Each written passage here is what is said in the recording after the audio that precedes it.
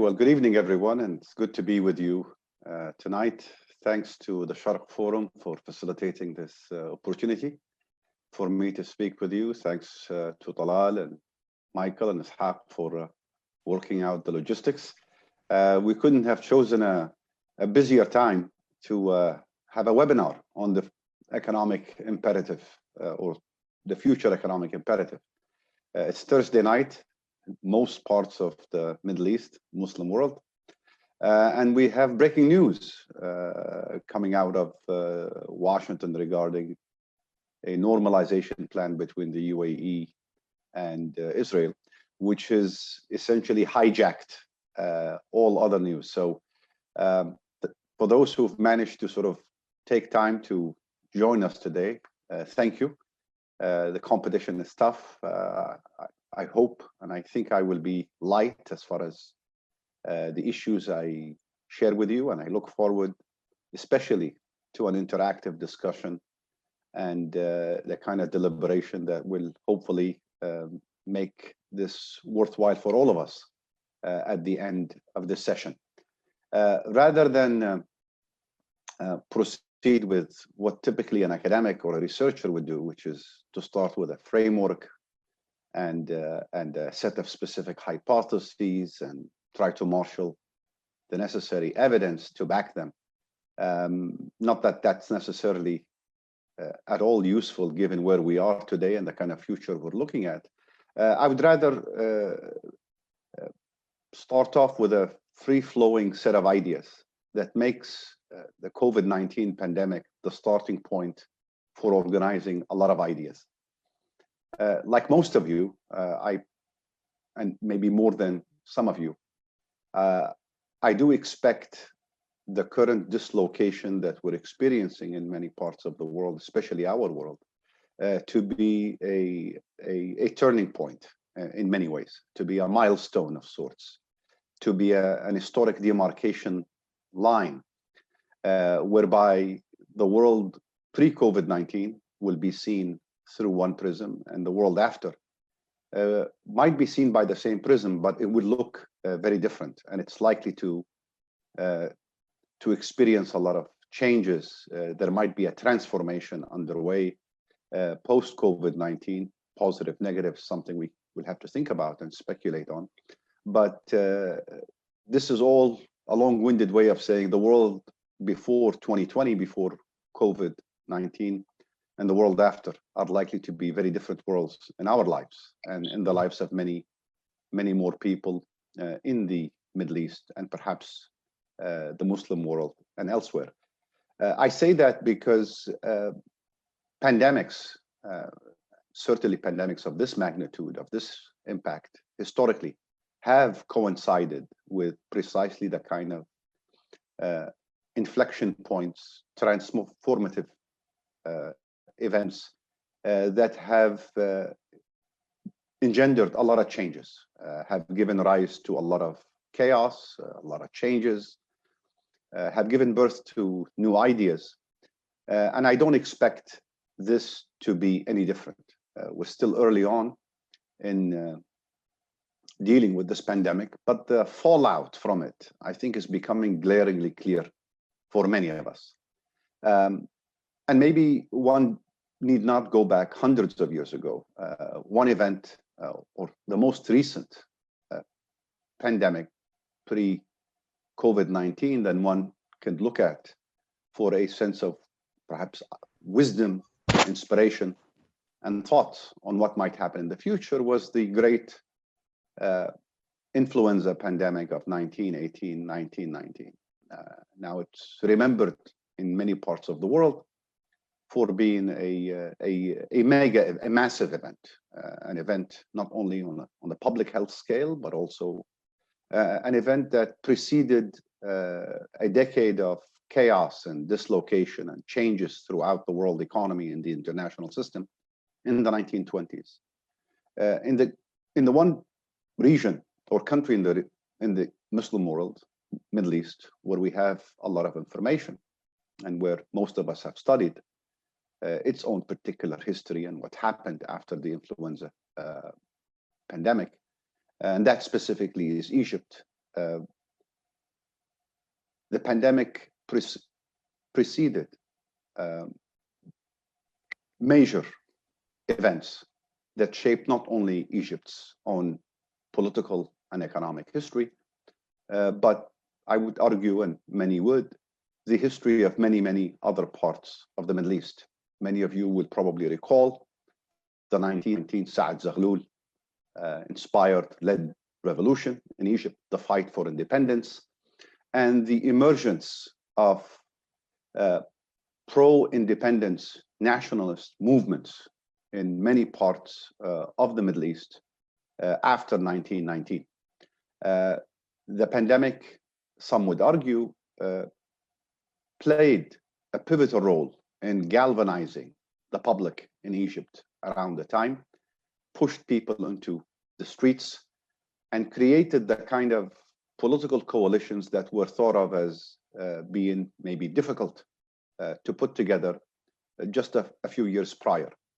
And it did so because the public health and economic fallout from the influenza pandemic of 1918-19 was significant, was massive, in fact. Estimates range, but anywhere between 2 to 3% of Egypt's population perished during the influenza pandemic. This also coincided with World War I and the military buildup and the recruitment of some 400,000 Egyptians to fight alongside the British in many parts of the Middle East. And it coincided also with a period of very high inflation, steep collapse in standards of living, shortages of imports, and in many parts of Egypt, outright food shortages and hunger and malnutrition. All of this proved, at least as some histories of this period would suggest, proved to be pivotal in shaping the world after the influenza pandemic. So I do take the COVID-19 pandemic seriously. And I do think, and I wonder how much changes and how much dislocation and how much chaos and how much uncertainty we're all experiencing right now as we think to the future.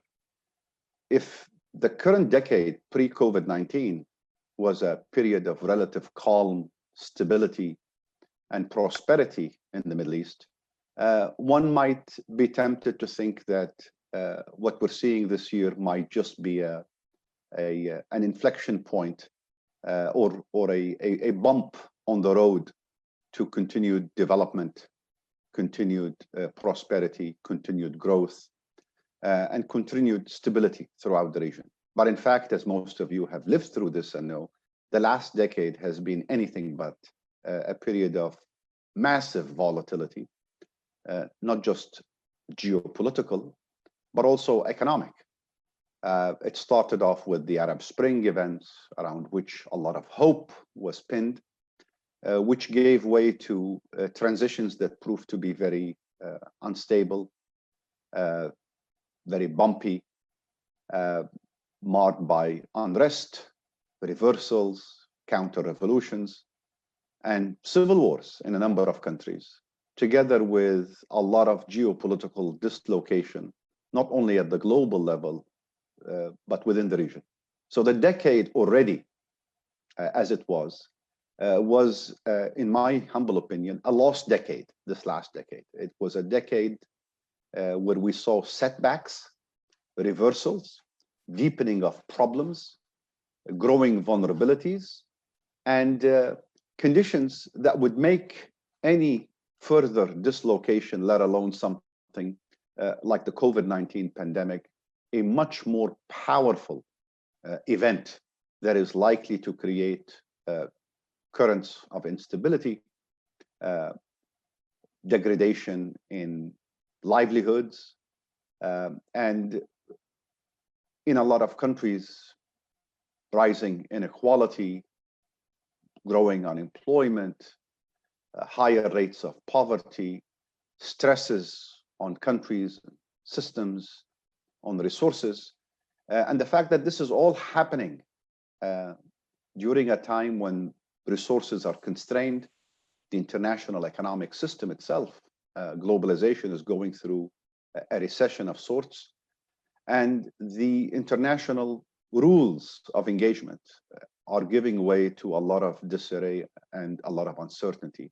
All of this, I think, should be a call for us to think carefully about where we're likely to be a year from now, 5 years from now, and 10 years from now, and what are the likely political, economic, and social changes that will emerge ultimately.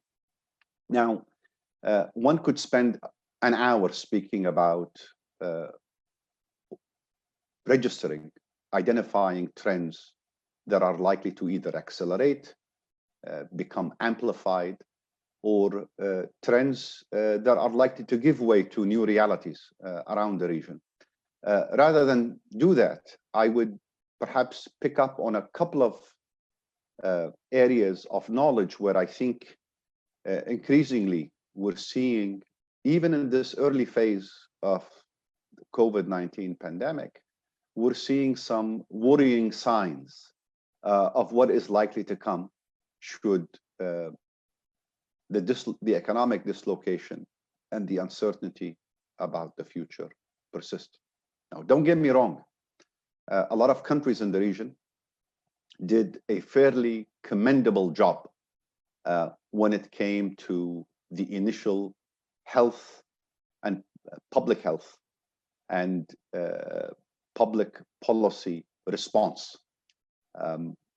Countries adopted the same battery of policies that were followed elsewhere in the world: the lockdowns, the airport shutdowns, the social distancing, mobilization of health resources. The initial response across the Middle East, I would say, has been largely positive. There are differences between countries or groups of countries, depending on how strong the institutions are, how big the countries are, what level of income, the preparedness of their health systems. But by and large, the response has been uniform and it has been effective. And I don't think we should be surprised by that at all. The kind of measures that took place, the response focusing on security, on public health, on lockdowns, on social distancing, played to the strengths of a lot of countries in the region. As most of you know, most of the governments are security minded. Their security sectors have received the bulk of public investments in upgrading infrastructure, institutional capacity, recruitment. And because they're security minded and the initial response focused on mobilizing precisely the sectors that can deliver the correct response, they were able to do so and did so quite effectively in most cases. There are a number of anomalies that remain to be explained, why countries such as Egypt, for example, and Morocco have not seen the case rates, the rates of infection and fatalities reported that will be consistent with their own structural variables, whether it's the size of the population, the preparedness of health systems. Much of this ultimately will be revealed in the future. But by and large, countries did respond adequately when it came to the initial surge of the pandemic. Where countries pushed themselves and probably fell short is in responding socioeconomically, in being able to prepare for the economic fallout, which almost surely everyone should have expected will follow as these lockdowns persisted and as livelihoods became threatened. Don't go very far in terms of creating a contrast. Look at some of the countries in East Asia, other countries in Europe, or even look at the US itself. The massive economic support and the mobilization of social welfare systems, social protection systems, to aid those affected, those who lost jobs, those whose incomes were slashed, particularly people who were not covered by formal social protection systems, those who are vulnerable, typically the self-employed, the poor, or even the middle classes that are not part of the public employment system. These segments outside of the Gulf countries have been dealt a significant blow from the little that we have right now that we feel confident on. You're likely to already see a huge spike in a number of countries in people who've fallen through the poverty lines, people who could not access any social protection because it wasn't available. A lot of this took place not only because countries did not have the resources. As I indicated earlier, the last decade was a difficult decade for a lot of countries in the Middle East. You had significant economic shocks, Arab Spring, the collapse of oil prices, gas prices, effects on remittances, shrinking official assistance, and as a result, many countries accumulated massive amounts of debt that had to be repaid, and debt that created little space for them to deal with the kind of crisis, should it ensue, as the one that took place this year that we're in the middle of. And so while the public health response was in many ways commendable, countries, on the one hand, had little resources. Everyone else around them was dealing with the same issues, going through some sort of a oil price, gas price shock. Remittances were not flowing,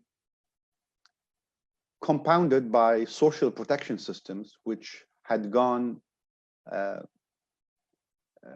underinvested in, had gone limited in their coverage, and that provided protection for smaller and smaller segments of the population over time, partly because the last decade was a difficult decade, and because the accumulation of problems over a couple of decades in the region had pushed governments to the brink of doing the minimum and expecting the maximum from their population. So the expectations are, and the surveys that we have suggest, that as these lockdowns continue, and should a second surge manifest itself, the economic fallout from COVID-19 is likely to be massive, especially in the middle-income countries, countries going through conflict, or even countries that export oil but have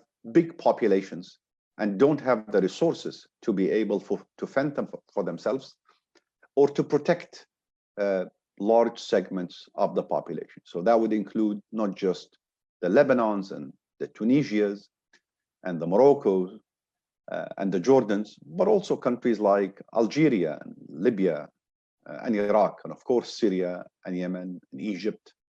All will be facing very acute crises with depleted resources, huge needs. And I would argue that that is the turning point that will give rise to the emergence of unrest.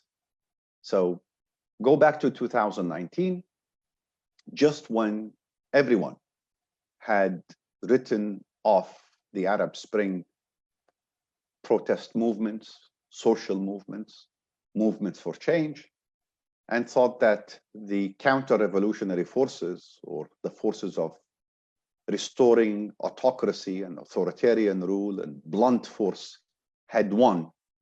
Protests in late 2018 and 2019 made a dramatic comeback in countries that had escaped the consequences of the Arab Spring protests of 2011.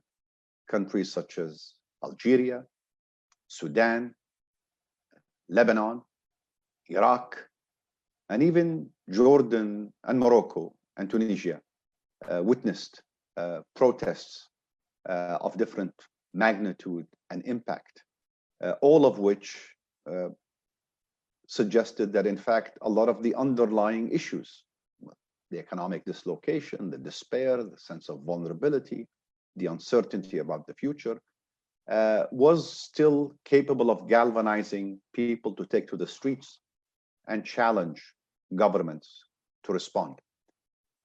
COVID-19 gave many governments in the region a reprieve, a break from these protests. After all, what better way of dealing with popular mobilization than to have lockdowns, to have quarantines, and to keep people indoors? But as countries start to reopen against the background of greater dislocation, greater degradation in human life, wider and more widely experienced and felt vulnerability, where livelihoods have disappeared and people find themselves suddenly in poverty and governments are unable to do much, you will inevitably see the return of unrest, unrest that could be of a much bigger scale and would be more demanding and more systemic in what it might do as far as changes to policy, changes to politics, changes to economics that will be demanded, that will be required to address them. I am of the conviction that, in fact, 2021 might see the return of precisely these social protest movements, except this time around, I feeling the ceiling of demands, the scale of what will be asked and the magnitude of what will be experienced could prove too much for a lot of governments, and might require and might in fact bring about eventually the kind of changes that will be needed to address long-standing socio-economic, developmental, and political shortcomings, failures across many parts of the Middle East. How this plays out is going to differ from one country to another. In some cases, protesters will be demanding, addressing immediate needs, social protection, jobs, livelihoods, public health responses. In other cases, protesters might be demanding a lot more, changes to politics, governance structures, ruling elites. We will have to be patient. We'll have to think through this. And we'll have to also, I would say, in contrast to what happened in 2011, be far more modest in what we expect protest movements to deliver. I think in 2011, we set very high expectations. We assumed that systemic change would result in all the countries that experienced the Arab Spring protests. And when these results didn't take place, we became disappointed and we gave in and maybe even gave up. I think that's a misunderstanding that we all are guilty of, that we committed initially. And the consequences of reversals proved to be too traumatic and too depressing for many of us. I think protests aim to achieve different things in different countries. Some protests are very focused on specific demands. Even when protests were not registered by international media, they were still taking place throughout the decade. And I would say the return of protests, big protests in 2018-19 proves precisely that point. In countries where we thought things had been calm, that the ruling elite felt comfortable and felt confident that they were managing things adequately, people were surprised. Changes took place. In the case of Sudan, a long time dictator was toppled. In the case of Algeria, significant changes within the ruling elite, within the rules of engagement, in fact, took place. And in Iraq and Lebanon, some of these street battles and political confrontations remain to be fully settled. I think as we go into 2021, we should be seeing the crisis that is now tightening around many countries in the Middle East, economic crisis largely, but it's a crisis that comes on the back of a lot of political rigidity and human rights repression and degradation in the quality of life for the average individual. As we go into 2021, I think we should go in with patience.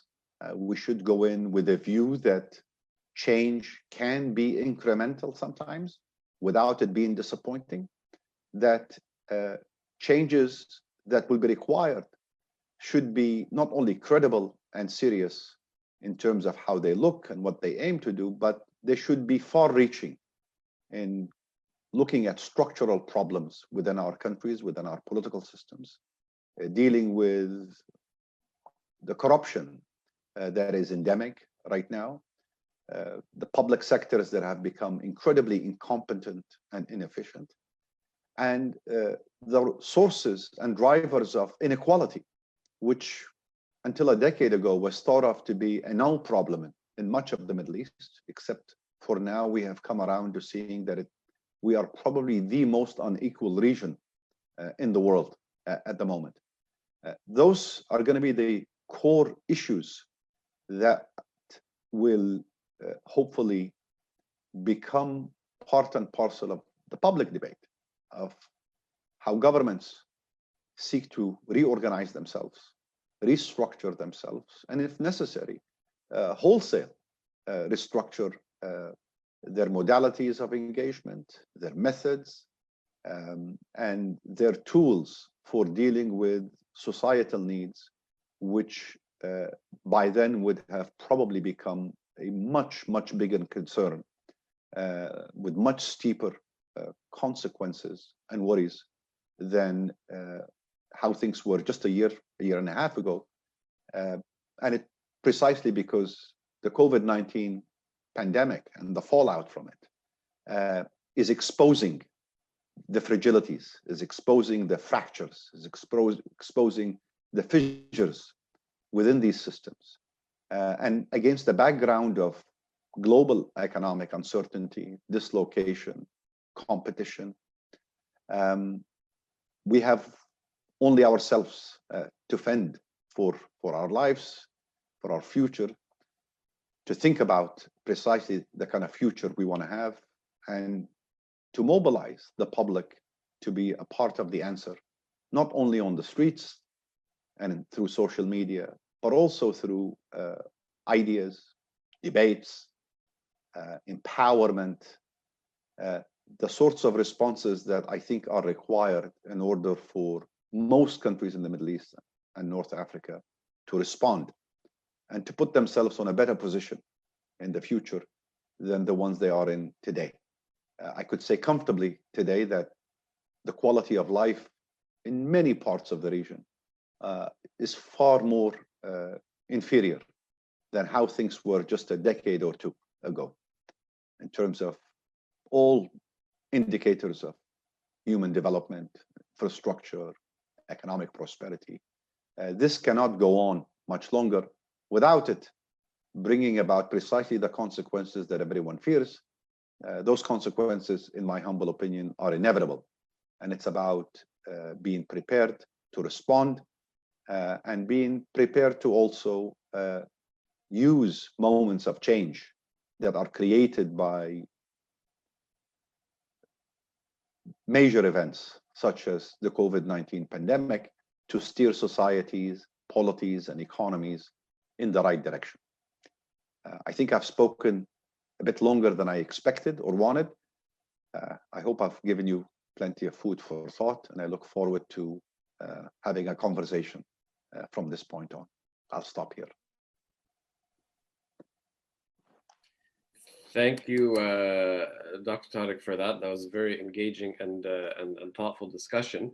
Again, just to our participants here, if you do have questions, you can put them in the chat box. Alternatively, you can raise your hand on the app and we can get to you for your intervention. I'll start us off then. I want to pick up a little bit on this point that you raised towards the end of your talk around the revival or the reemergence of protests, 2018, 2019 in particular.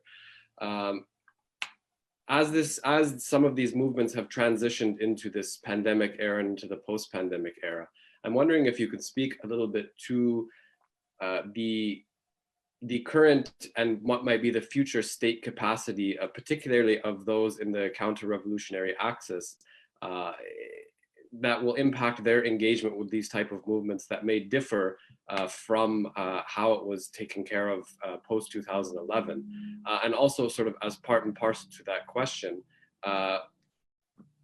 what type of are we likely to see an intensification of the sources of this instability moving forward in comparison to these past movements that we saw?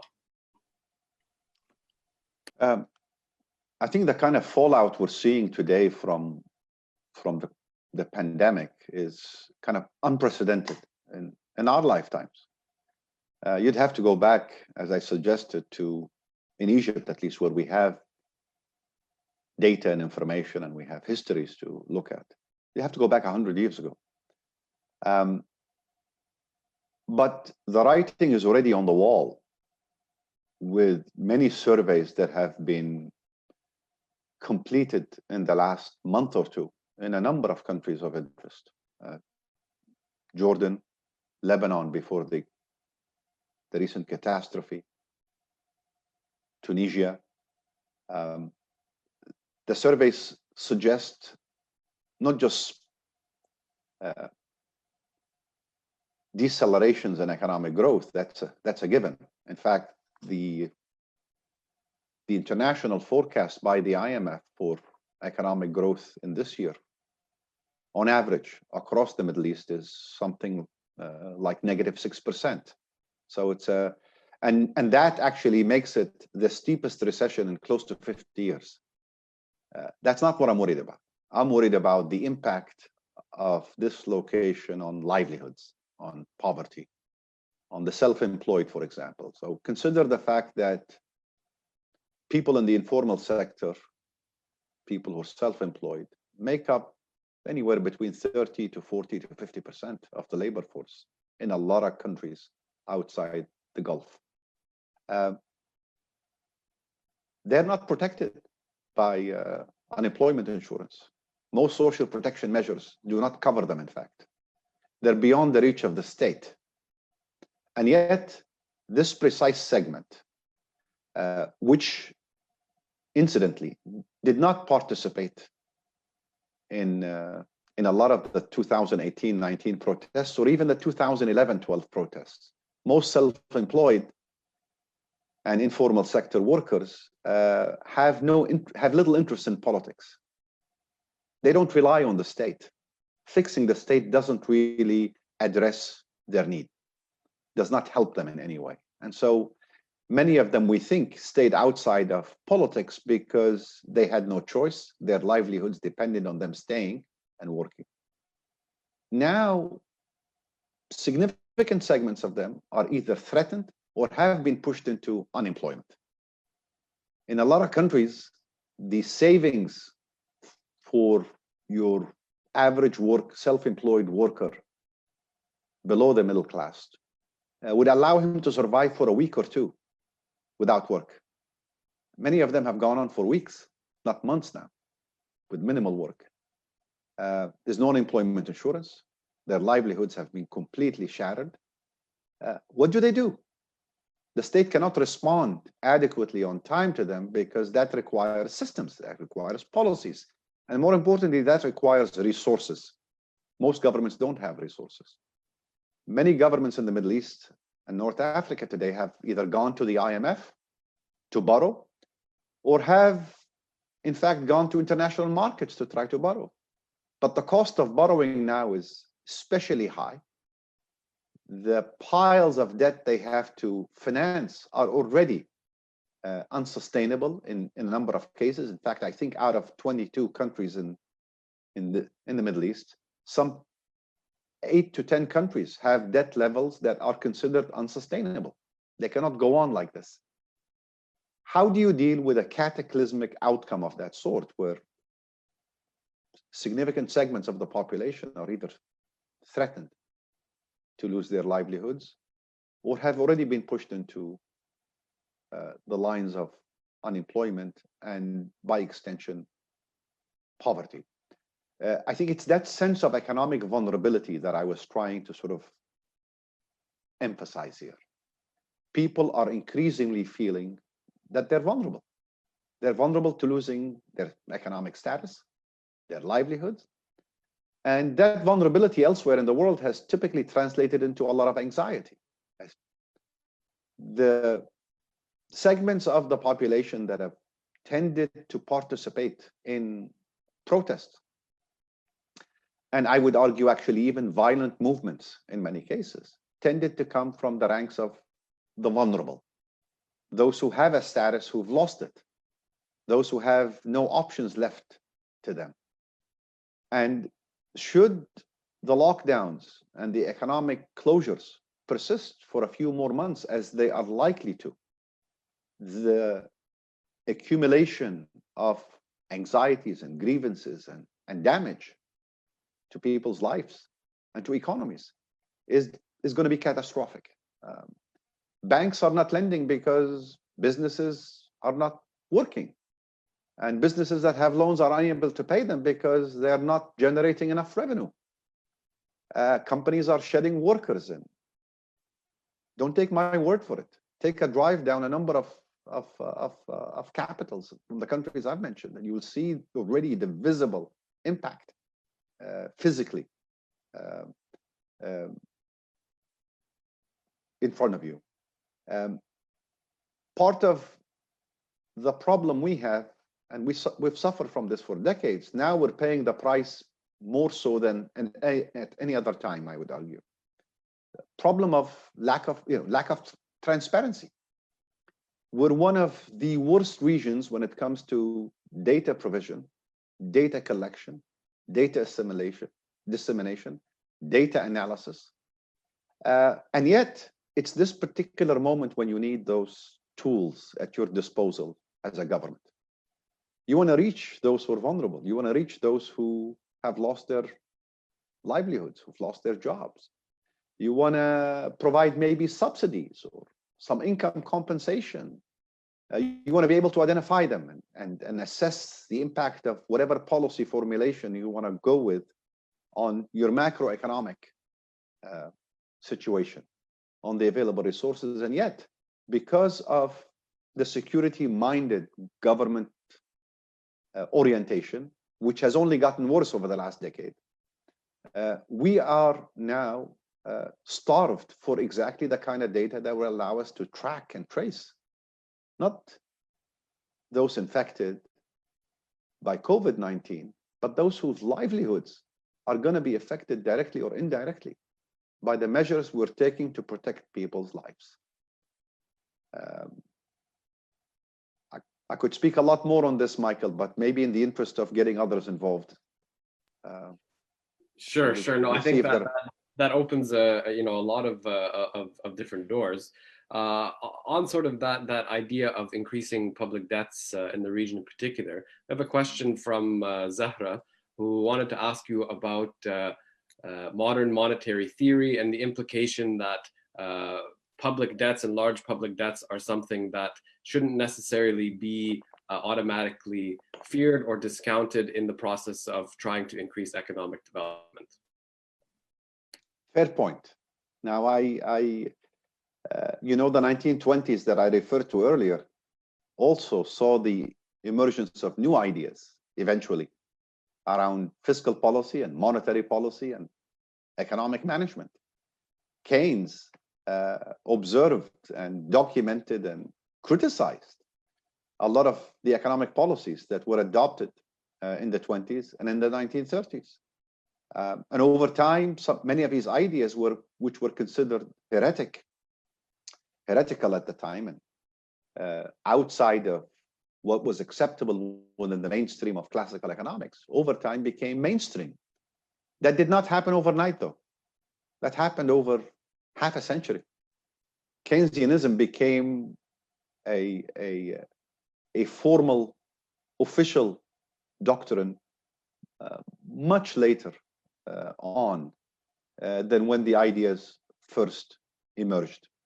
And that's not an accident. You can't only run with ideas. You need policies and systems that adopt those ideas, that recognize them, that accept to play by the rules of these ideas. And so it took the post-World War II consensus around how the world economy will behave, how countries will conduct themselves, how policies will be formulated, and how to manage, business cycles for Keynesianism to take root ultimately. And so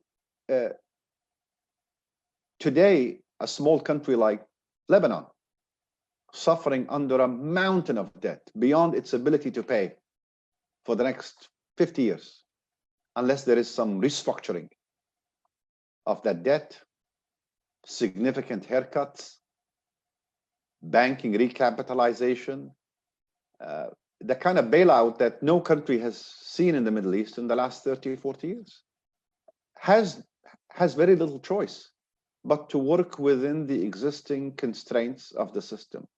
Lebanon cannot raise the flag of new monetary policy is what I want to do. I want to walk away from the world right now. I'm going to isolate myself. I'm going to repudiate all the debt. I'm going to default on my external obligations. I think we have to be very careful in adopting a lot of ideas for the circumstances we have in our part of the world. We don't set the rules. We can, over time, with others, aim to change the rules and amend them, but we cannot, and not every country can embark on that. And in the case of Lebanon, before you think about repudiating the debt, think about dealing with your political crisis, with your political system that is producing consistently governments that are creating bigger and bigger problems for the country. You might be able to, a few new ideas might be interesting, might be embraced, but unless you have the public sector that can implement those ideas, or the ruling elite that embraces those ideas, you're not going to go very far. I think Lebanon survived on borrowed time for a very, very long period of time. It borrowed from the future to live its present for at least 2 decades. And ultimately, it ran out of time and ran out of resources. So I am for experimenting and thinking and working with new ideas and engaging in those debates and participating and contributing to them. But that is not the same as saying we are ready to do it, we'll do it, regardless of the consequences, and every country in the region should do it without thought to its specific circumstances.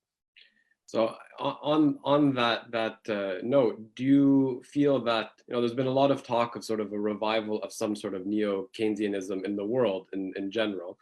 Do you see sort of things moving in this direction? And more importantly for our discussion, would this and how would this benefit economies across the Middle East if this trend actually plays out, as many have said that it might? I don't want to reveal my age, but I did listen to Ronald Reagan when he campaigned for his first term in office in the early 80s, and did listen more carefully because I was in college in the mid 80s when he was re-elected. At the time, it was acceptable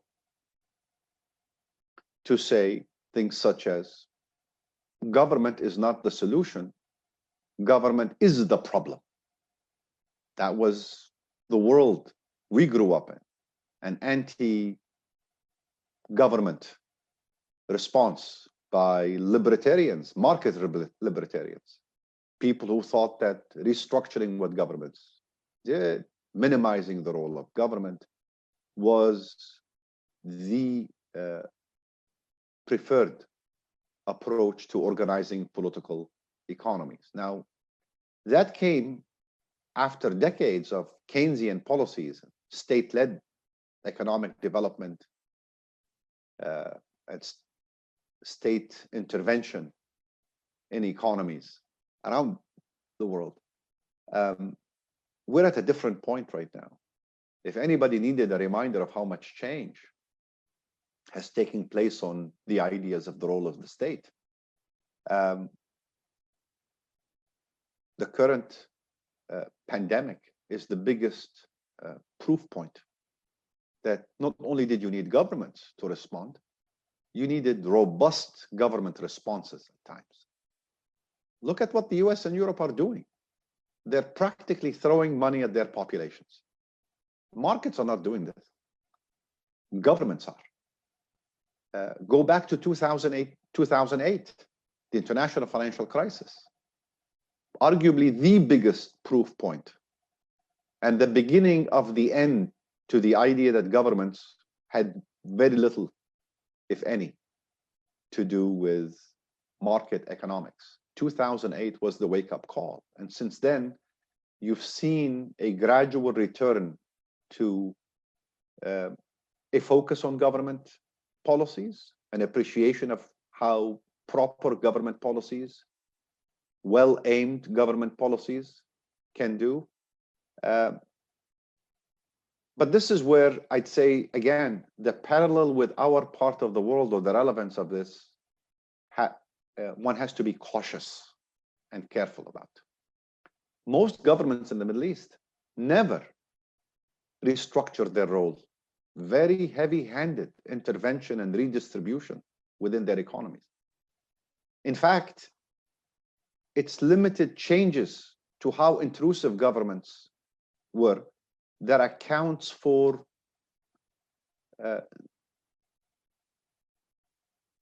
the weak economic performance of most countries in the Middle East over the last 3-4 decades.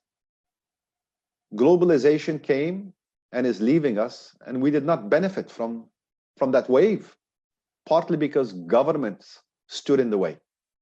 Government intervention, government obstacles, government regulations, government controls.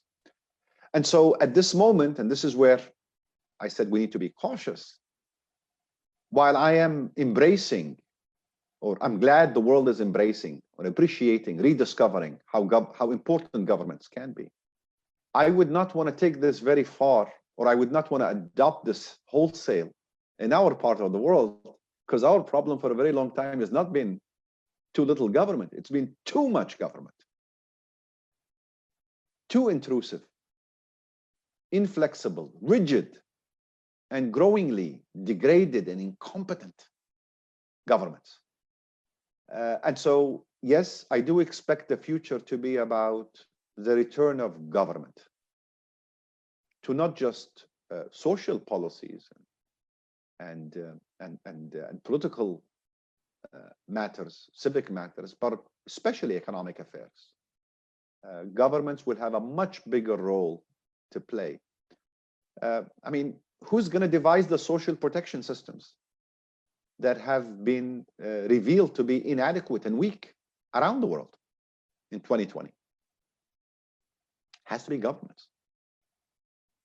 The welfare state came about at the tail end of, or started the movements for social welfarism, started in the 20s and 30s, partly as a response to dislocation prior.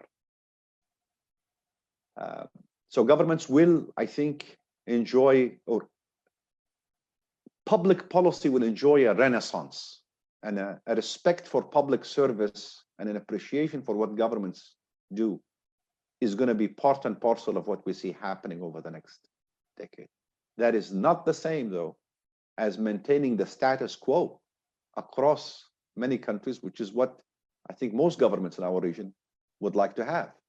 maintain the status quo, but do nothing. No, that doesn't work either. You want the responsiveness and the accountability and the transparency that makes public policy effective. And I would say a year from now, we will discover in a lot of countries that have underreported COVID-19 fatalities, the potential magnitude of what had been covered and hidden, which will then, I think, reveal the extent of incompetence, the extent of unpreparedness for national emergencies, something that most countries around the world gear up for in advance. Thank you for that. We're going to go to an intervention from a participant now. Sharmeen has a question. So go ahead, Sharmeen. Go ahead and ask Dr. Tarik your question. Dr. Tarik, thank you for raising all those amazing points. I do have a question about you said that there will be an emergence of protests and demands in many countries in the region. So I want to ask about the countries that are suffering from expansionist regimes meddling. Those regimes are benefiting economically from the chaos that they spark, and they have their own internal bleeding economically right now with the COVID-19 pandemic. So do you see the possibility that the predicted wave of protest might face even more violent repression and restraint? Like, in other words, will the fear of economic nervousness cause more stability or more chaos? Sharmeen, it's good to have you with us tonight. Thank you for participating. I suppose what I'm saying is, you've got a perfect recipe for social unrest in many parts of the region. Minimal trust in government, economic crises that are now engulfing segments of the population, pushing them into vulnerability and despair. And you've got disillusionment with, with these systems and the whole structures where government is seen as weak and the economics is not working. You're not going to be getting much help from the outside world because everyone is busy. And nobody has the resources to come to your aid. I mean, in some cases, this is not deliberate. It's just the nature of how vulnerable you are as a country. Take, for example, remittances, which for countries like Morocco and Tunisia, Lebanon, and Jordan account for 10% of GDP. It's making it bigger than most economic sectors in these countries. The flow of remittances has dried up significantly. And it's not going to come back anytime soon because Gulf countries are also retrenching and letting go of expat labor where they can. Your tourism sector is effectively shot and may not recover. You've got hundreds of thousands of workers dependent on remittances, families on remittances and tourism. There is no quick fix for this. And governments don't have the resources. And so it is those ingredients, in my view, that will lead to the return of protests.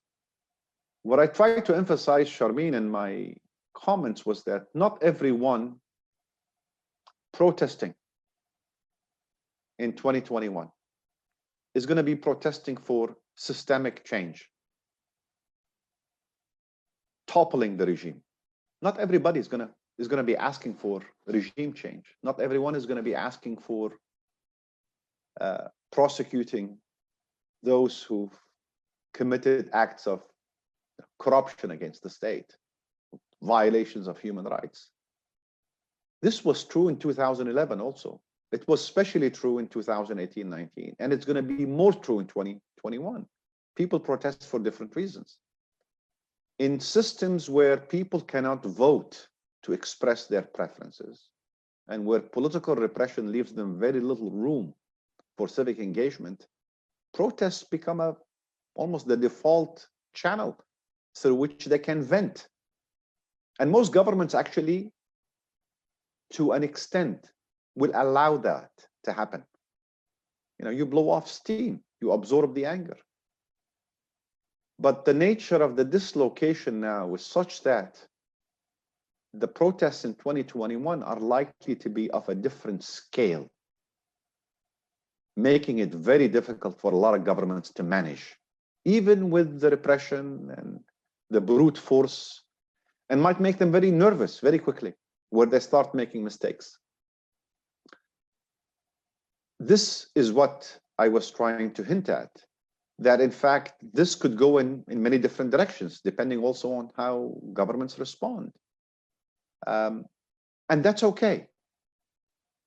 Protests don't have to lead to regime change for them to be successful. If they lead to policy change, if governments become more responsive, if they address an acute need that emerges, that's perfectly reasonable. But 2021 is what I would call, you know, welcome to the year of living dangerously in many parts of the region. I have not seen the kind of economic indicators take a dip or move in the wrong direction as I've seen just recently in many countries. You know, talking poverty, jobs, income. Yeah.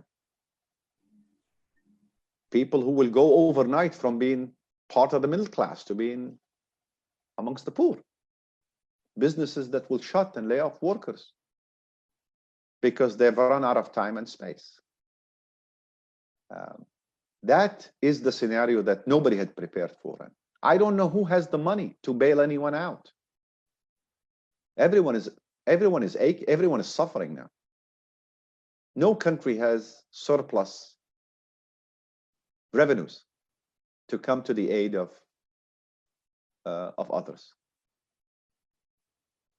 The Gulf countries certainly don't. And a bailout for any country is gonna require far more resources today than it did a decade ago. In many ways, this is a kind of a perfect storm of shocks that tests the system to its core. And that's why 1919, you know, it's remembered as Saad Zaghlul's revolution, but it wasn't a one-night affair. It went on for years until Egypt gained independence, or the first portion of its independence. And the body politic remained uncertain and volatile. Governments were coming in and out every year. Once you have these ingredients in the public space against the background of massive economic shocks, not to mention everything else we came in 2020 with. So 2021, I think, is a year to pay a lot of attention to. And I would say many of you should think of yourselves as being, yes, at one level, unfortunate. If you happen to be going into the labor market now, looking for work, looking to settle down, this is a year where that's going to be, you know, creating a lot of anxiety. But you also have an opportunity to be a part of changes that will stay with us for maybe a decade and potentially lead to reconfiguration of domestic politics and international politics and global economic affairs. In that regard, I think you're very fortunate. So, Dr. Tarik, just a quick follow-up on this some of these points you raised here. Of course, you mentioned you know, the economic changes leading to let's say less state financial capacity than we've seen in the past. With regards to the Gulf region in particular, you mentioned, of course, that at this point there's an inability to bail out other countries in the region. I'm wondering if you can speak a little bit to their ability to sort of deal then with their own internal issues at this point, and whether or not this sort of advantage that these states in this region have had over the last decade or two, of course it will be different moving forward, but whether they're still likely to sort of represent standout cases in the region, at least on a domestic level. I think that that ship has sailed long ago. It's not coming back. The Gulf countries are in for a very difficult adjustment period right now. It's one thing for your oil sector to experience a massive shock, oil, gas, and for your budget to suffer a steep collapse in revenues.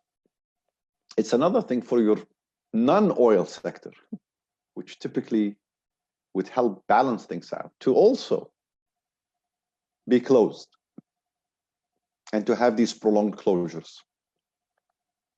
I think the economic fallout has been much more significant than most people realize. May not be as well documented, publicized, but two things that have happened in many Gulf countries, which is typically the response to oil and gas price shocks. The first response is to suspend a lot of your capital projects. Suspend, postpone, cancel. The second response is to let go of your expat labor where you can. We've seen these two twin policies be form almost a conventional response to these shocks over the last 15, 20 years. COVID-19 is amplifying the response, because the shock is not only one that is affecting the fiscal side, it's also affecting the non-oil sector. And there's a lot of uncertainty about when things will come back. Your inability to deal with this uncertainty, to manage your resources, is making, in the case of Gulf countries, the recession even steeper than it should be. It is that reading which leads me to believe that Gulf countries are going to be much more focused on themselves and are unlikely to exhibit the kind of ambition outside of their own region, at least for a while. Certainly will not have the resources. And I don't think they can offer themselves as a model for others to follow. That may have been true when I lived in Dubai 15 years ago, but things have changed. These countries are also going through a very difficult adjustment right now. And the loss of remittances, the exodus of expat labor will create less, I would say, soft power for them, if one could use that term. Remember, this is all taking place against a background of a highly fragmented region. This is not the Arab world of 2010 or 2000. You've got regional blocks fighting one another. You've got the Maghreb sort of pulling away from the rest. The GCC preoccupied with their own issues and maybe exporting their own problems elsewhere. And you've got a Mashriq, a Levant, that is effectively in a state of crisis. Syria, Iraq, Lebanon. So this is not to say that isolationism is going to be the flavor of the decade. No. It's going to be a lot of isolationism, but there will be opportunistic behavior by some countries to exploit the weaknesses of others. That's what happens when the international system is not well governed, where the rules of the game, as we understood them in the post-World War II era, are no longer respected. Sovereignty is now under attack in a lot of places. the sponsor and the shepherd and the country that looked after the international system for a very long time, the US, is withdrawing slowly, moving away, abdicating its responsibilities. And that creates plenty of space for others to step in, try to fill voids, vacuums. And that's why we see right now in many places the return of this sort of big power competition. In our part of the world on a smaller scale, but it's happening also. Everybody wants to revise the rules. And some countries are more ambitious than others. The point I think about COVID-19 is that it's going to slow down the tendencies for some of the wannabe powers to do more in the future compared to the past. Thank you for that, Dr. Tarik. We'll go to Talal now. Talal has an intervention question that he would like to ask. Talal, the floor is yours. Yes, so thank you, Michael. Thank you, Dr. Tarik, very much. It's very sobering to hear about reality the way that you have described it. It's really worrying. Like, it's the way you've described it really contextualized the situation that we are in the Arab world, the way we've really looked at the numbers and understood the dynamics of all of that and where it's leading. But I cannot but go to the advice you've said, or at least when you've described us going into 2021, you said patience. That really we should believe in incremental change for the systemic and structural adjustment or structural changes that needs to happen. And you've mentioned that governments do need systems, policies, and resources in order to respond to the pandemic or the crisis that they're living in. Despite, as you could see, as you've highlighted, many countries in the region are either failed states, expecting to be almost failed states, or in a state of war. Youth in the region have looked west for opportunity and for hope, for a chance, be it economic or otherwise. And in this crisis, you've said also that we have a choice of two. One is protest, and the other is civic participation. I do not know how much of that, or maybe I've basically represented that, but I'd want to ask and understand for us as young people, or just people in the region who have still aspirations and who think that there are better days that may come and would want to have, and would want to stay here and really make something out of all of this, realizing that those governments cannot respond unless there's significant and radical changes to the way things are done. What would you advise? Because some would argue that incremental changes or this evolutionary change does not meet or does not elevate to the state of the crisis that we are in. That any incremental in the face of such deep crisis will only prolong this further. So what can we do? What can youth? What would you advise youth to do? Be it those who are graduating, or be it those who are engaged now in public life. I would want to have a say in civic life and how things are transforming, particularly the hope that you've provided, that yes, it could be this period that might usher a new era of change, a new era of ideas that could, if they take form, could shape the next few decades at political level, locally or globally, and it could reshape economies. So how can we share those ideas? How can we learn, develop, formulate, and advance such ideas while maintaining hope? So over to you. A lot of questions, Talal. But you rightly called me out on something I said, which is different from what I wrote and talked about for a very long time in a different era. Some 15 years ago, when I became very involved with debates on reform in the region, I took the position that reforms had to be credible. And for them to be credible, they had to address the challenges, the problems, the magnitude of these challenges and the complexity of these problems, which in many cases needed comprehensive visions as opposed to piecemeal visions, incremental visions. That was a position I took 15 years ago. But that was in a specific context, Talal. That was in a context where